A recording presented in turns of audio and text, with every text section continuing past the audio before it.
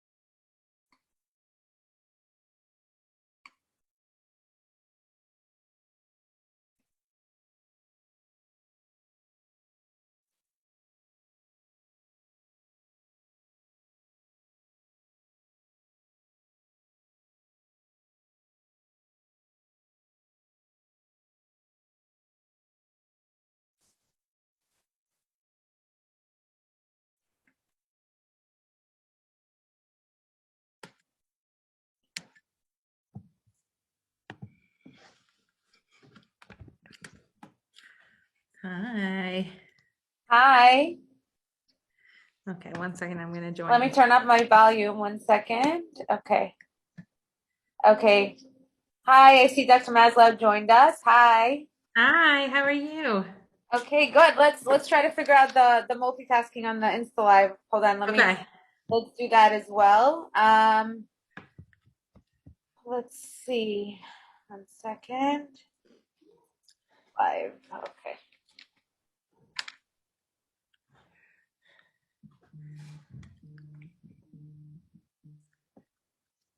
Okay. So are you on Instagram so I could add you to it? Hold on 1 second. I just have to. And whoever's on Zoom, don't worry, you're not going on Instagram. It's just for whoever's on Instagram. So don't worry, no one on Instagram sees you. All right, I'm on Instagram. If you start the live, I'll join. Yes, I did. I started the live. What do I see? I see people joining. Oh, there we go. Okay, there. And okay, so once you join, I'm going to add you as well. I think I could do that. Hold on. Here, let's do go live. Okay, perfect. Once you join, I'm going to add you as well. Oh, it's a little delayed. Okay, are you on? It's connecting. Okay, there we go. Perfect. Okay. I'm going to mute. I'm not sure which one I should mute. Hold on, let me flip this camera 1 second. Okay. Okay. So I'm just gonna give a little quick intro about why we're doing this, and then I'll let Dr. Maslow introduce herself and tell you a little bit more about what this is about. So a little intro about why we're doing this is because oh wow, it's like a double echo. Okay, hold on. Oh, wow, it's like a double echo. Okay. Let's mute this. Hold on.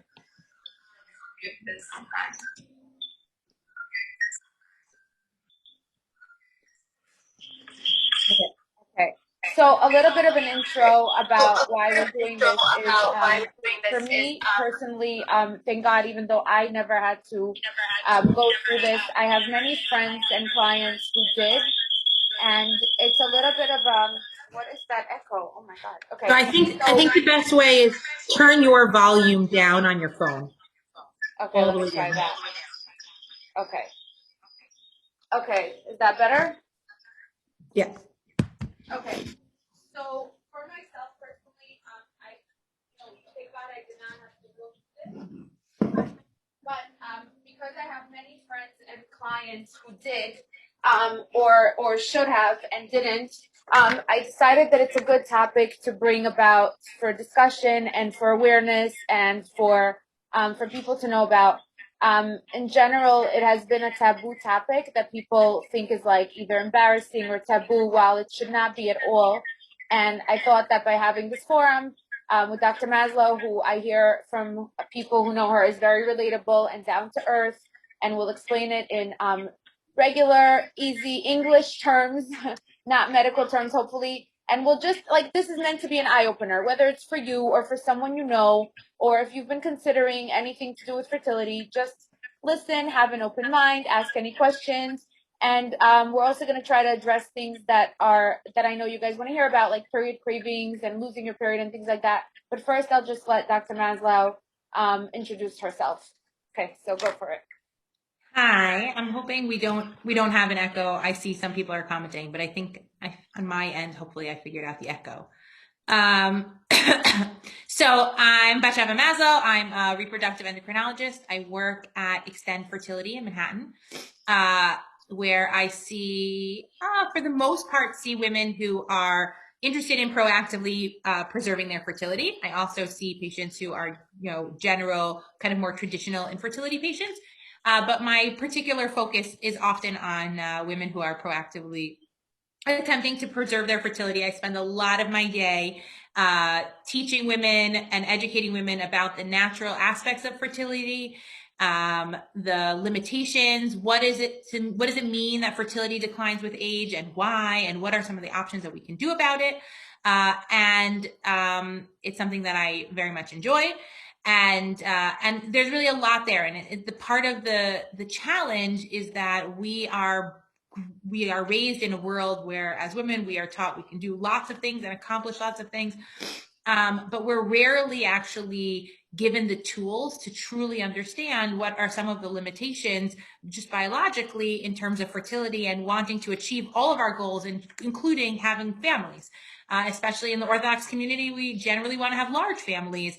And those large families can take time and they can take effort, and it's important to kind of understand what goes into them. So that's what I'm hoping to share with everyone a little bit today.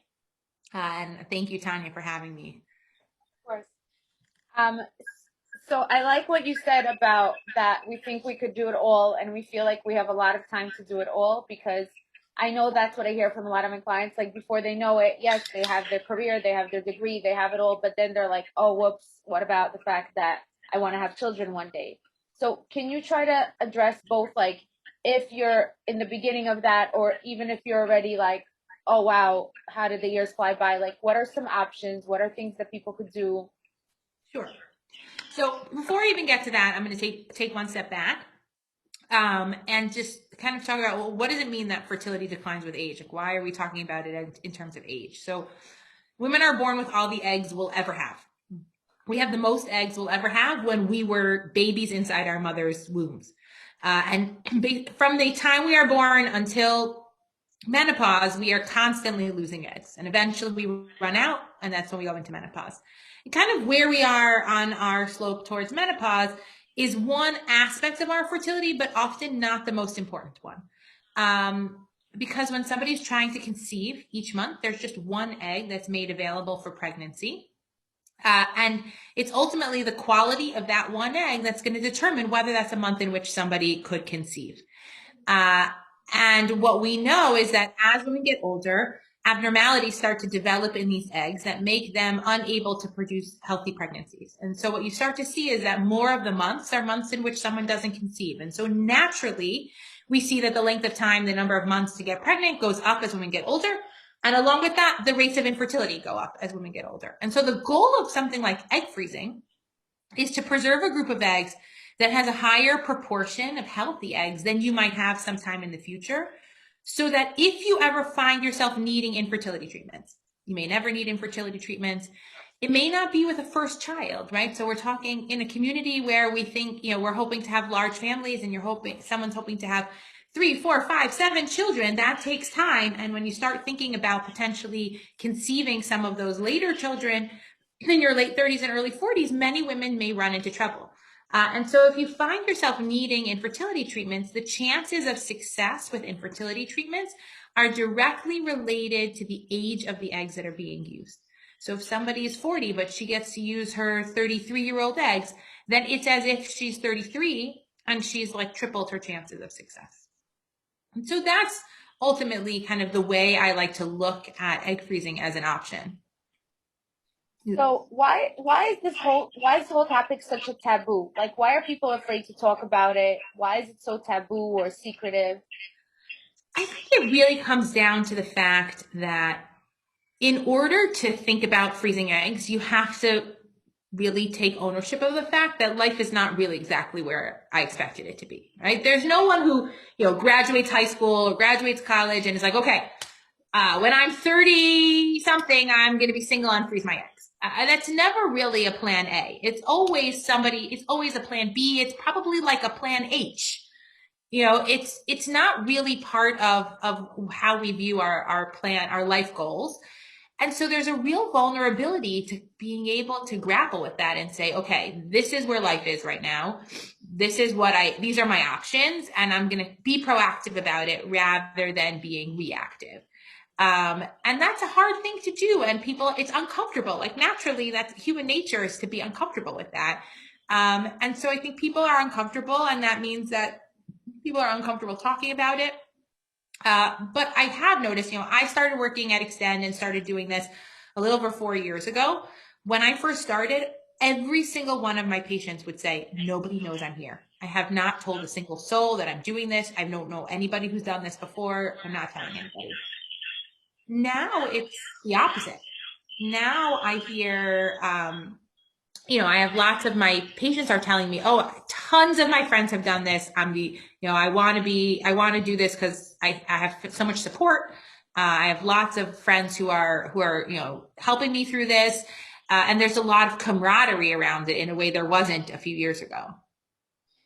So I don't know if you would know this, but I've been hearing from people that it's even become like a shidduch question. Like if a guy is dating an older girl that older, and I don't mean that like in a negative way. I mean like just, practically speaking, like if he's dating a girl that's not 30 and is already like 32, 34, 35, he actually asks.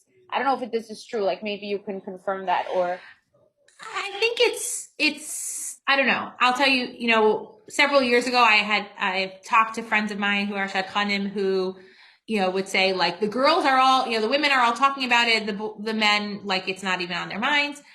I wouldn't be surprised if it comes up. I think it's just a topic that is becoming more readily available, readily talked about, more comfortable, and an understanding that there is this limitation and we should be proactive about it. And I don't think it has to be viewed at as in a negative way. I don't think it should be viewed at as a negative way, but I'm not like sitting in the shidduch world all the time to know exactly what's happening, but I wouldn't be surprised if it comes up. Someone said everything is a shidduch question. Yes, that's a good point. That's true. I mean, I would be surprised if it was like very true, but I could see it happening a little bit. How does the process work? Like if someone decides that this is something to explore, how would the process work? Like what would be the first step that somebody would take? So the very first step has to always be a consultation and a conversation with a physician because everything is so individualized. There is not one cookie cutter approach to this because everybody's goals are different. Everybody's emotional kind of attachment to it and financial state and resources are different, but also everybody's biology is different. So I said that, we're all born with more eggs, a certain number of eggs, and we lose our eggs over time. But that number and speed is different for everybody. So even if you took a whole bunch of 30-year-olds, you're going to have some women who have a small number of eggs and can only, in their egg freezing cycle are going to freeze a small number of eggs. And you have women who are going to be able to freeze a large number of eggs. And it's just a huge range. And it does not speak at all to anything about that person and who they are as a person, but there's just the same way some women are tall and some women are short. There are some women who have a lot of eggs and some women who have fewer eggs.